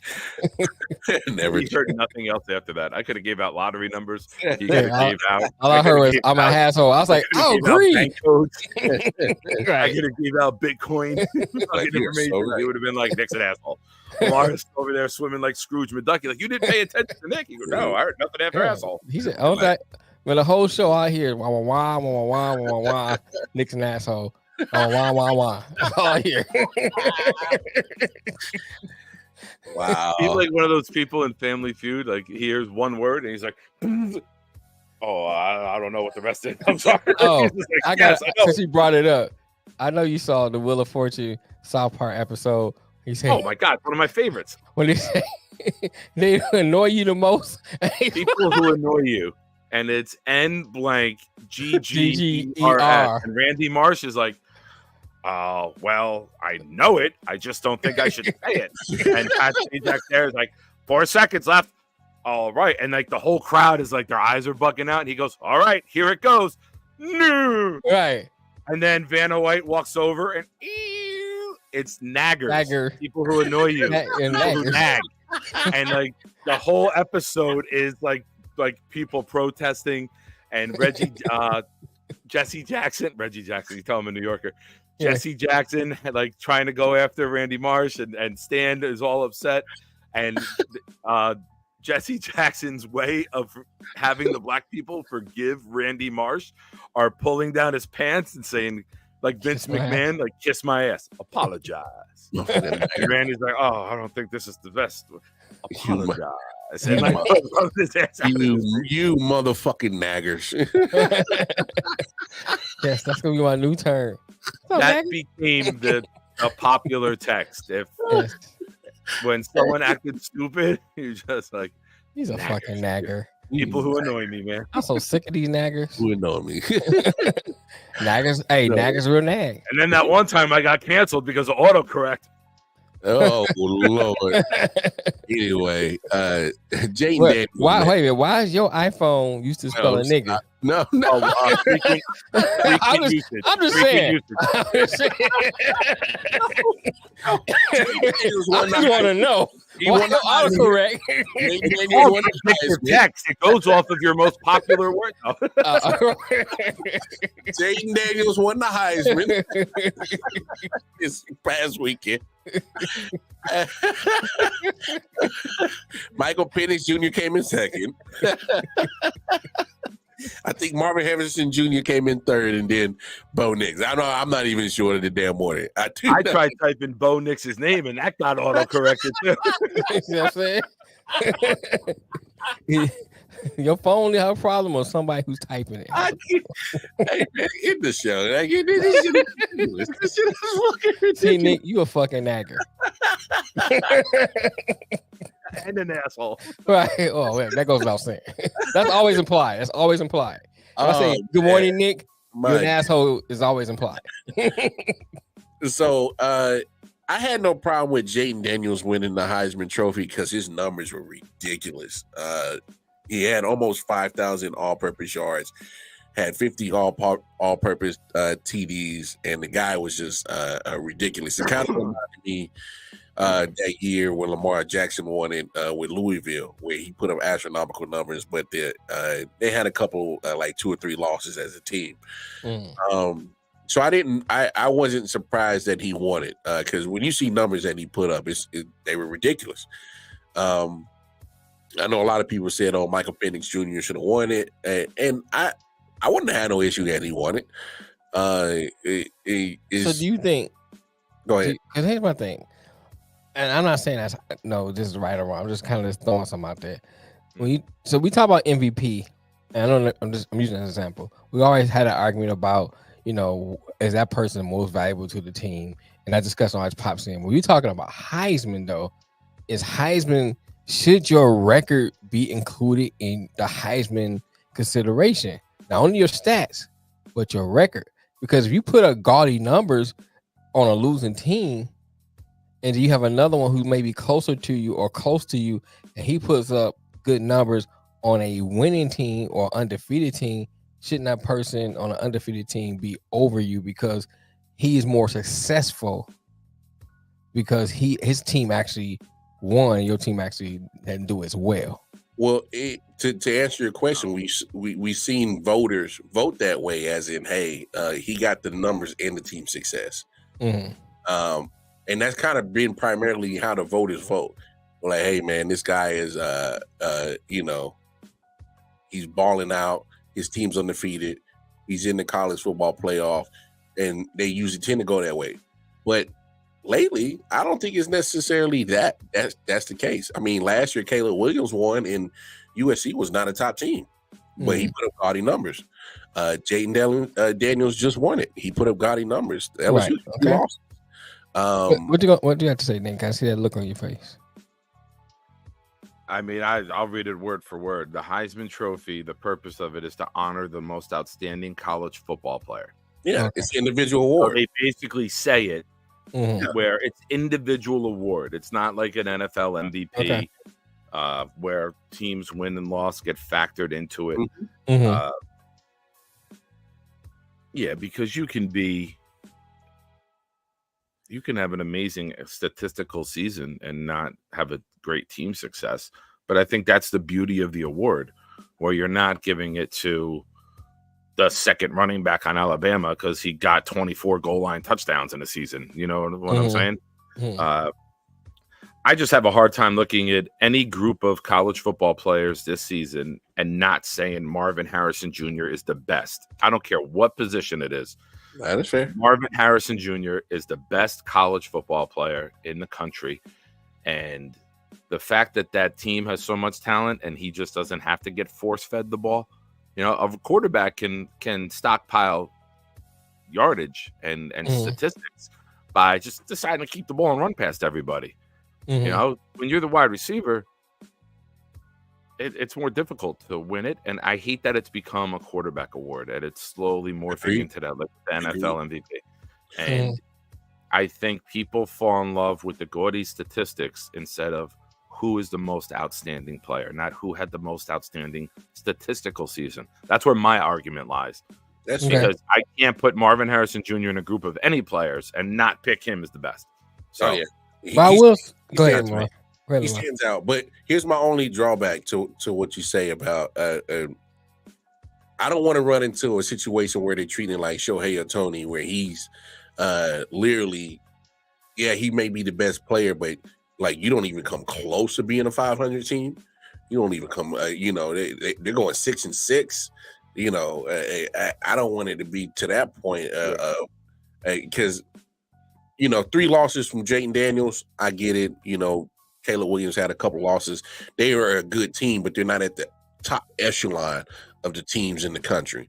I don't mind that. But when you're literally like I said, Ohtani, who's literally on a team that's not even close to being competitive, and you're winning at MVP, it starts rubbing me the wrong way because now it kind of compiling stats. That's just kind of how I feel. You may get all the home runs and the RBIs and all that, but if it doesn't equate to team success, and then you just calling stats. I mean, it's just this is kind of how I feel about whether it's the MVP, the Heisman, or because it is an individual success award. Okay, what do you do personally? But Jayden Daniels, if he doesn't do what he do, LSU is nowhere close to 9-3.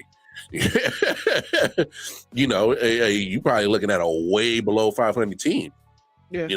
I'll admit I didn't see him at all. I saw highlights Only rushing highlights. I didn't see anything of him throwing the ball, so I can't really speak on him too much. I'll say this. Georgia don't play them. I'm watching Georgia games every Saturday. Georgia, Alabama plays them, Florida plays them, but yeah. Bo Nix, if you're talking about passing, Bo Nix and Michael Penix Jr. were way above. I'm not going to disrespect Jayden. They're a class above Jayden.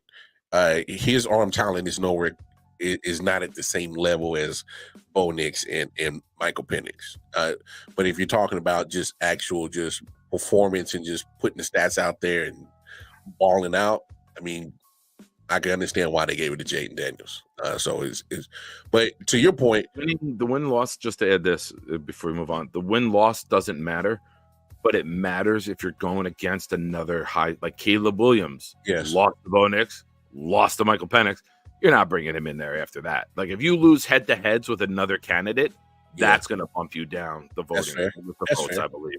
For sure. I think that's Jayden Daniels didn't go against any of these guys. Marvin Harrison didn't go against any different position anyway.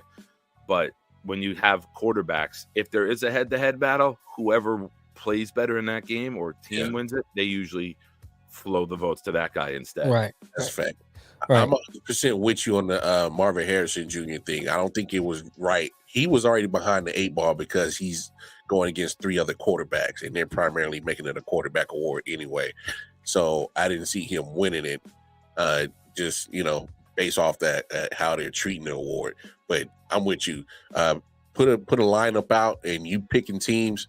I don't even care if I don't have a quarterback yet. Give me fucking Marvin Harrison Jr. The guys. Yeah, here's what I say too.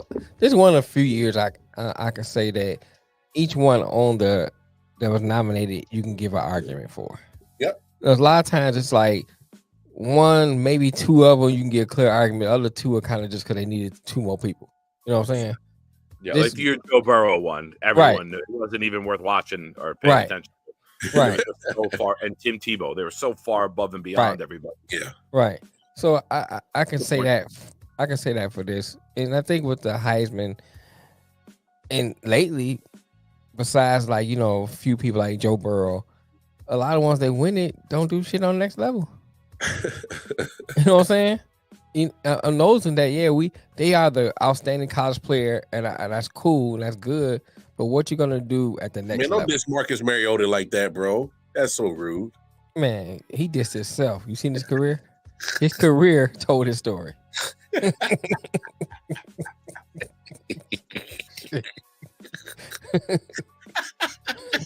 You play in Hawaii, man. Who y'all play? They're gonna idle hop in and play games. Who y'all play? Mr. University of Bahama. Who y'all play?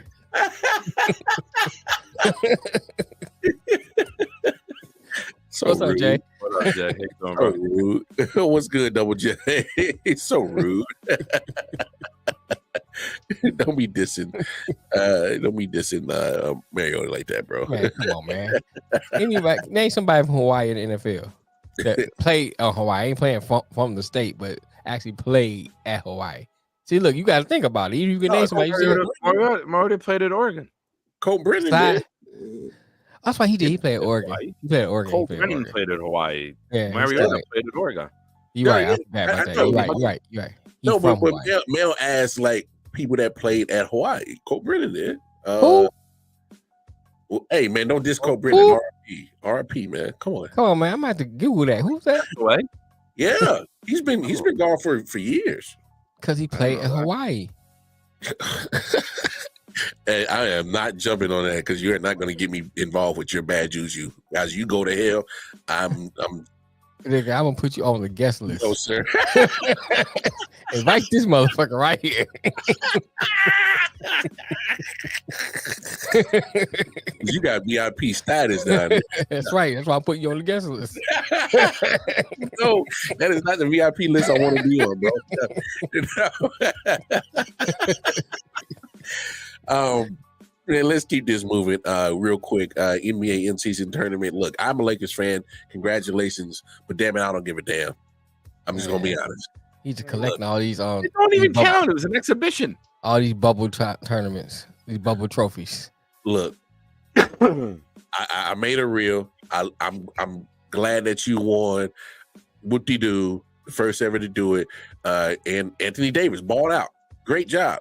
Mm-hmm. Here's my thing. I need you, Anthony Davis, to take that same energy and apply that to the other 22 games you're gonna play for the rest of the season. Going back to load management, buddy. Watch what I tell you. Going back to load management. Tell you, man, we ain't play a tournament, nigga. We good. Load management. Oh, we won. We good. We won. We good. You got 500K. We good. Right, we good. For real. No, I need him to ball. Because here's my thing with Anthony Davis.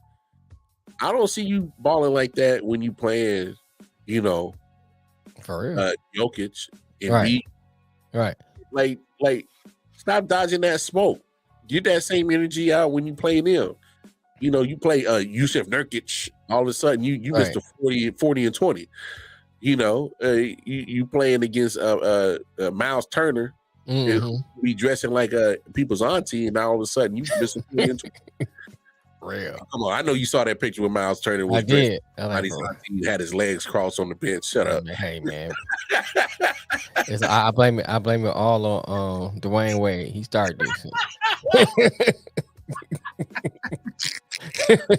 He set this shit in motion. Hey, but look, man, I'm not him and Magic Johnson's son Lunel. Man, stop. Yo, while we're talking Lakers, did you see the video of LeBron showing up at his son's game? While the national anthem's playing, him and his crew walk in, hats on, sits down during it, all that shit. I didn't see it. I heard about it. I don't know you two were having fun there. I'm sorry, but it made me think. Oh shit! If you knew who Lunel was, you'd be laughing too. Oh, and no, please send him the pic in the group chat. If I knew who was Lunel. Who's that? She's a comedian. You know Magic Johnson's son look like, right? I never seen anything. I gotta see the picture. Hey, you gotta send. I said Magic Johnson's son look like Lunel. Hey, you gotta send him the picture of Magic Johnson's son and Lunel and put it. You need to. I did it. Oh, he went on the show then when I did the side by side. I'm about to send it to you, bruh. Hey, you never see him in the same spot, man. I tell you, Mike Bibby and Diana Taurasi the same person. Lunel and EJ are the same person. Bruh. Wait, who's the same person as Diana Taurasi? Mike Bibby. They're the same person. Damn. Still playing at the same time. Damn, bro. Watch how she plays. She look just like Mike Bibby. It's the same person. See, this is why you got a VIP ticket to hell. Oh no. This is why you got a VIP. Hey. No. Magic Johnson's son is. Oh man. Hey, now look at Lunel. Oh my gosh, I can't. It's one of them. Yeah. I can't, bro. But no, in season tournament, okay. You got some popularity from it. It's almost like the play-in tournament where it's gonna take some people a minute to come around and thought it was a cool idea. Cool. But it don't change my fact. You gotta play ball when it matters and win when it matters. I don't give a damn about that crap, man. Oh, he just saw it. Who's that? Is that I don't know. I googled Linnell, Lynell, and it came up some random guy, Linnell Johnson's obituary. That's not. I'm about to send it to you now. Hold on. That ain't it. Anyway, I'm about to send it to you now. We got about 12 minutes left in this show. Of course, some of the biggest news that came out over the weekend: Shohei Ohtani got the bag. Well, contract wise, is the richest contract in North American sports history. The chick from Borat. Yeah. She was in Borat. I forgot what she's in Borat. Yeah. She's been in a couple movies, and whenever I see her, I go, "Oh, that's the bitch from Borat." Yeah, that's EJ. Like if you took him and just crushed him down.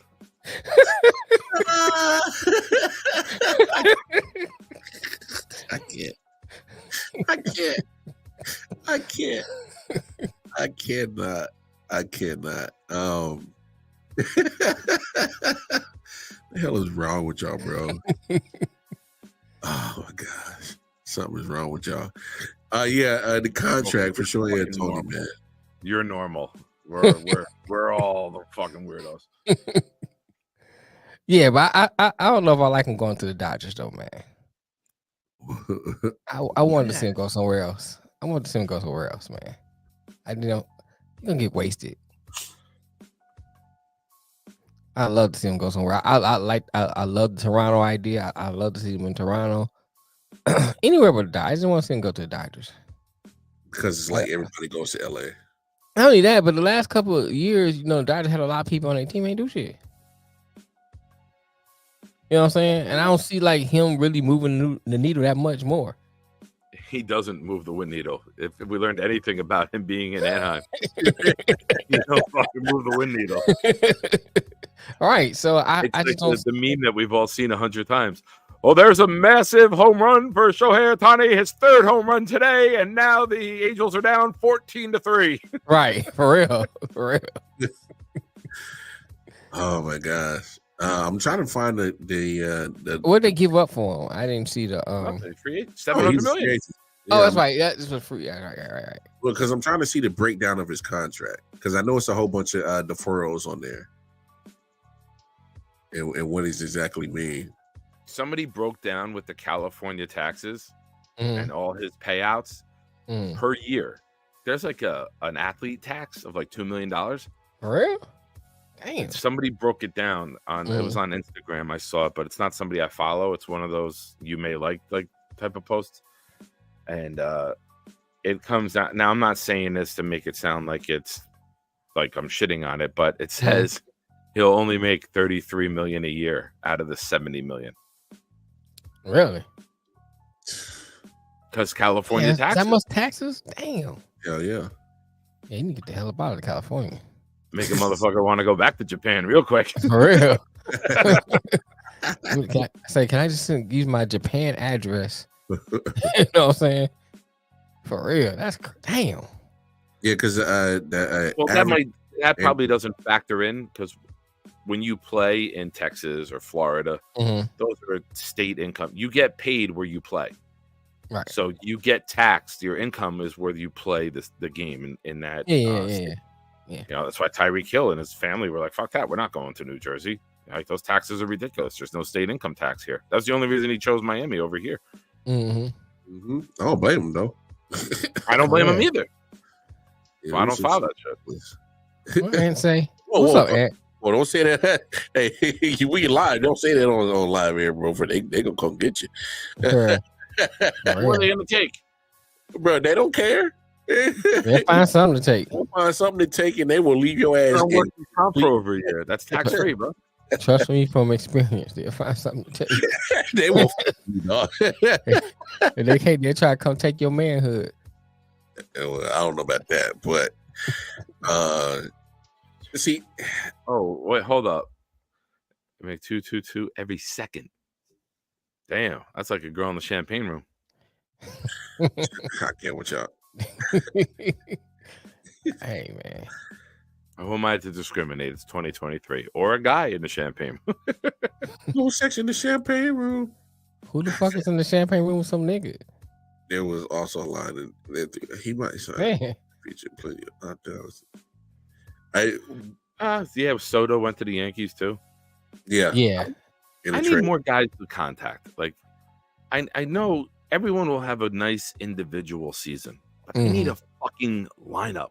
Right. I don't care if you hit 3 home runs, drive in 8 runs, we win that game, and then you strike out the rest of the fucking week, like Stanton can do.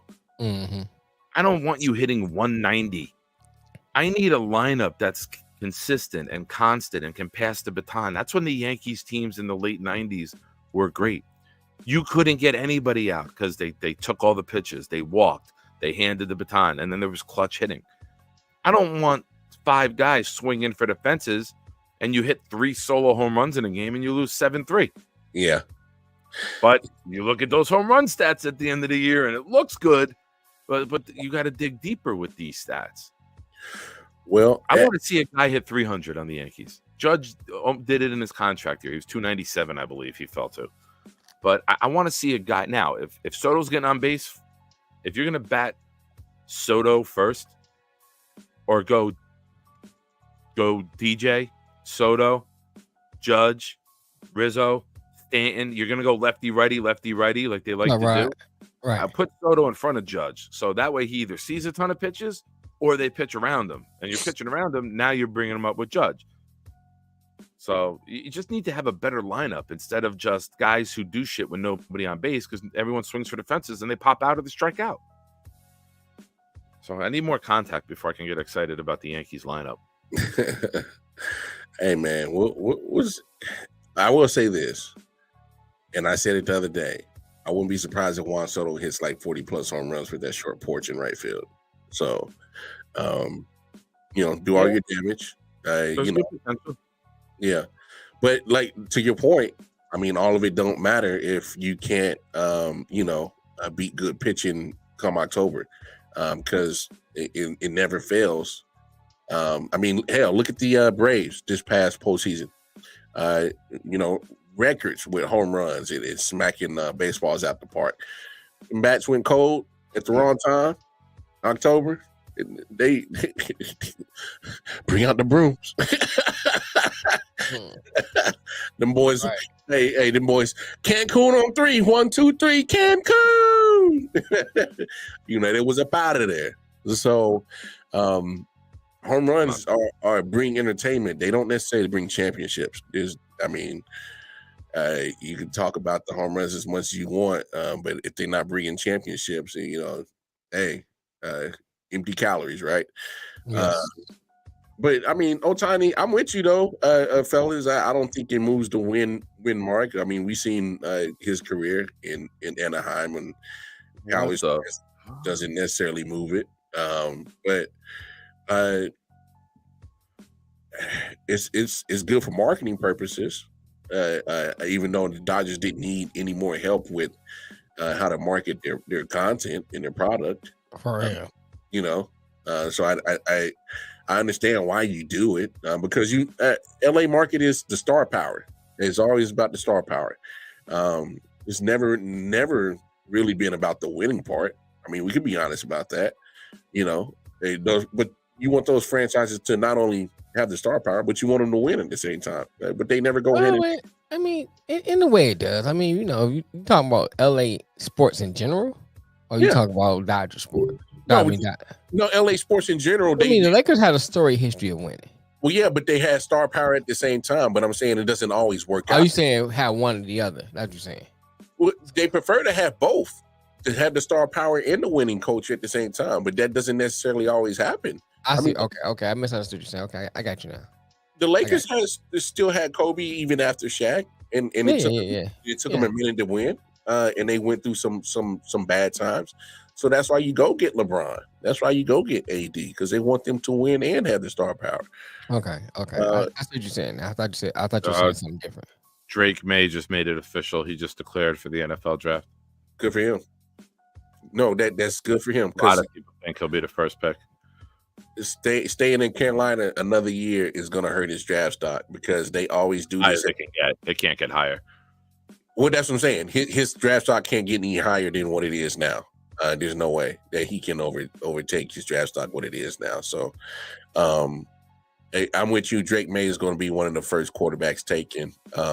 Did Caleb Williams officially enter yet? Anybody know?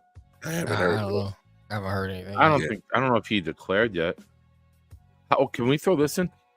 Go ahead. I wanted to bring it up earlier with Harrison, and there's a rumor that NIL offers between 20 and 25 million are coming in to keep him in college for one more year. Boy, that's some crazy change. That's like Zach Wilson was the number 2 overall pick, where a lot of people think Harrison will go 2 or 3. And he got a 4-year, $32 million deal. You're gonna pay this kid $20 million to stay one more year in college? Well, I've had a debate with somebody about that the other day. They was like, "Why would you do it?" Because if you get hurt, you're affecting your draft stock the next year. And I was like, "That's not necessarily true." We saw Jameson Williams come off of ACL and still get picked in the first round. Now, did it make a difference in the dollar amount that he got of what part of the first round he got? Yeah. But we can't act like you're not going to go in the first round anymore in the NFL just because you had an injury. Those days of being scared off by injuries are done because there's too much advancement in technology when it comes to the medical field. Yeah, And, I mean they come back quick now for a lot of injuries.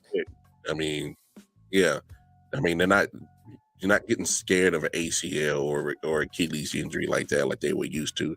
Like you got an injury like that, man, you definitely fall into the third or second round now. It's not like that no more. I mean, teams are willing to wait. They're willing to wait. Schefter just tweeted, Herbert is likely to undergo surgery Tuesday on his fractured index finger. Whether Herbert will have any chance to be able to return this season will be determined by the surgery. With their record, you're not coming back. No. I agree, Anthony. And I mean, we'll get more into the draft talk as you know, after the new year. But me personally, as a New York fan, I can't take Caleb Williams in this market. And I love that you love the game so much, and I love that like it brought you to tears losing a game. But if you're crying that hard in your mom's arms after losing a game, New York fans and media will rip you to shreds, and you have to be built tougher than that, in my opinion, to succeed here. So it's somebody that I couldn't see. You got to go someplace like Arizona. You got to go to a smaller market where you'll be embraced, and you know, instead of like a big market like an LA, like a Chicago, like a Dallas. I don't know. That's me. That's my take. Showing emotion shouldn't downplay nobody's. You know. But I mean, to Nick's point, though, I think what he's saying more like it was a game in October. It wasn't a national championship, and like you fell short of your goal. It was fucking October. Well, think maybe about it. September, but like if you get that wrecked by hear me out. But I'm saying, hear me out. He knew the moment that USC lost, that was it. There was no other national championship game or talks of it. That's probably why he was emotional. Because once USC lost, that was it. There is no coming back from, one loss and saying we're going to be in that picture. Because their schedule wouldn't allow them to do that. They was going to play someone. He knew what he had on defense. He knew he had he knew what it was up. Oh, shit. Colorado defense. He's like, shit, we lost this game. Well, shit, look at the rest of our schedule. We damn sure about to get a couple more losses. He knew what was up. So I think that's probably why he was emotional, because he's like, damn, man, I didn't pour everything into this game and we still fell short. There goes our chance at a national championship. That's just kind of how I get all that. Like, I respect all that, but just knowing how the fans and the media can get on somebody I just think it's you're better off in a smaller market and a place where you'll be appreciated more. Hey, I feel you. And constantly loved, you know? Yeah. Shit. All right, gentlemen, it's been real. Be good, boys. Great show. All right, man. Get out of here, man. Thank you for tuning in to another episode of I.O.W. Sports. It's episode 299. I'll talk with the boys, see if we do episode 300, because if both you guys are out, and I kind of want both you guys to be here for episode 300. So, when are you flying, Mel? You fly Thursday? Yeah. My flight leaves out at 7, but I'll be at the airport. You know, right. You want to do Wednesday? You want to do Wednesday instead, so we're all together? I'll be at work. Yeah. So that's the point. I mean, I can do a Friday if I want to do a Friday. I'll be in Detroit Friday. Okay. We can hold off to Monday. It's no rush. I just prefer that because this is a monumentous episode. With both you guys out, it just doesn't feel right for you guys to miss episode. You bring in strippers? Of course. Well, for the show. Hey, don't exit so fast after the show. I got an idea to throw out off air. No, it's not stripper related. Been real, man. We'll check y'all out later, man. Please take a video. Have a body. Come on, man. Everything is content, bro.